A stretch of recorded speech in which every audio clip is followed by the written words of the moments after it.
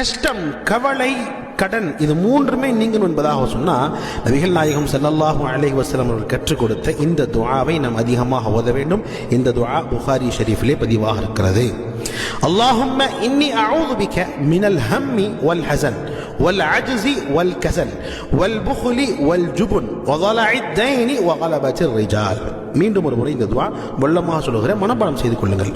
அல்லாஹும்ம இன்னி அஊது பிக من الهم والحزن والعجز والكسل والبخل والجبن وضلع الدين وغلبة الرجال. இந்த துஆவுடைய பொருளை பாருங்கள். யா அல்லாஹ், துக்கம், சோகம், பலகீனம், சோம்பல், கஞ்சத்தனம், கோழைத்தனம், கடன் முசீபத்து, மனிதர்களுடைய அடக்குமுறை இவைகள் அனைத்தையும் விட்டு யா அல்லாஹ் உன்னிடத்தில் பாதுகாப்பு தேடுகிறேன்.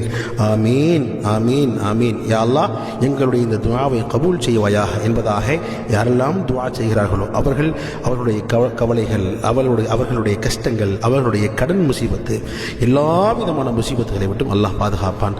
இன்ஷா அல்லாஹ் இந்த துஆவை தாங்களும் ஓதி மற்றவர்களுக்கும் பகிர்ந்து விடுங்கள்.